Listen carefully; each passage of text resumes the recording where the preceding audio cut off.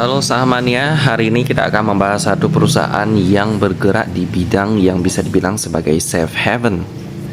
Di mana safe haven itu merupakan instrumen investasi yang paling aman karena tidak terefek oleh inflasi maupun resesi. Harganya akan selalu aman dan cenderung naik.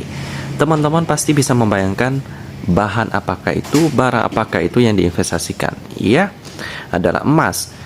Emas konon katanya merupakan alat tukar yang paling dahulu sebelum diciptakannya uang kertas, uang digital seperti sekarang. Jadi emas itu adalah uang paling awal yang ada di dunia ini. Jadi sampai sekarang tetap eksis. Kenapa? Karena memiliki nilai yang tidak bisa digantikan, ya. Dalam artian mereka ini memiliki cadangan yang terbatas, sehingga harganya akan cenderung naik diikuti dengan berbagai inflasi yang terjadi. Karena uang kertas kan bisa diproduksi terus-menerus tuh. Jadi dengan semakin banyaknya uang kertas, maka akan terjadi inflasi dan ini juga berefek ke emas. Emas ini meskipun merupakan alat tukar, tapi harganya bisa naik terus karena cadangannya yang terbatas. Kita akan membahas satu perusahaan yang bergerak di bidang ini. Tentunya harga emas sekarang yang sudah mencapai 1 juta rupiah per gram, mereka harusnya juga mendapatkan cuan dong dari kenaikan harga emas ini. Kita akan membahas perusahaan emas ini, namanya J Research Asia Pacific Tbk, dengan kode emiten PSAB atau kita panggil aja PESAP. Pertama kita lihat dulu dari berita-beritanya dulu ya. Kalau kita lihat di sini beritanya sih oke-oke aja. Jadi palingan kita langsung melihat sejarah dari para perusahaan ini yang cukup singkat. Jadi mereka didirikan pada tahun 2014 ya, dan akhirnya berproduksi sampai sekarang. Nggak terlalu banyak yang bisa kita lihat dari websitenya sih. Palingan ya kita tahu bahwa mereka memproduksi emas, memiliki cadangan emas yang cukup banyak juga ya. Ya, palingan sekarang kita akan lihat pemegang sahamnya. Untuk prospeknya sih bergerak di bidang emas sih ya standar-standar aja sih. Ya pastinya akan selalu cuan karena kebutuhannya dibutuhkan orang-orang banyak. Di Singkawang juga ada banyak sekali toko-toko emas ya, yang menjual perhiasan ataupun yang menjual batangan, itu pun mereka juga ada. Dan kenapa mereka bisa tetap bereksistensi sampai sekarang? Banyak sekali orang-orang kaya dari toko emas juga ya, karena toko emas ini tidak termakan usia. Jadi bukannya dari dulu ataupun bukannya sekarang, asal ada konsumen maka pasti akan mendapatkan cuan, mendapatkan laba dari setiap transaksi jual beli emas. Karena jual beli emas itu kan ya sangat besar sekali ya, karena orang-orang mau berinvestasi ke emas ataupun mau mencairkan emas mereka pasti datanya ke toko emas yang tersertifikasi.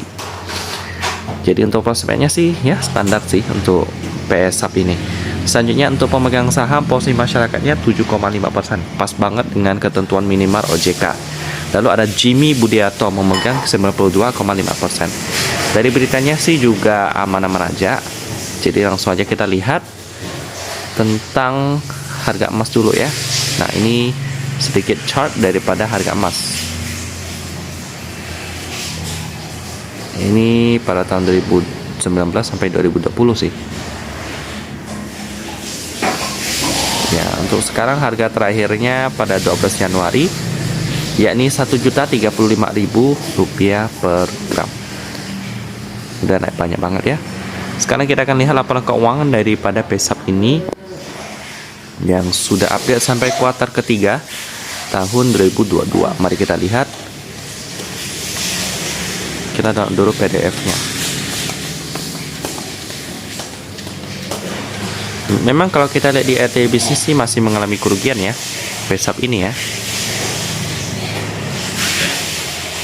Tidak bisa di download apa ya. Bentar, sepertinya kita lihat yang ini aja. Oke. Nah ini anak-anak perusahaannya, ada JNP Research Gold dan lain-lain. Apakah ada yang TBK? Kalau kita lihat di sini sih nggak ada ya. Jadi langsung aja kita lanjut ke bagian bawahnya. Mata uang pelaporannya kemungkinan pakai USD.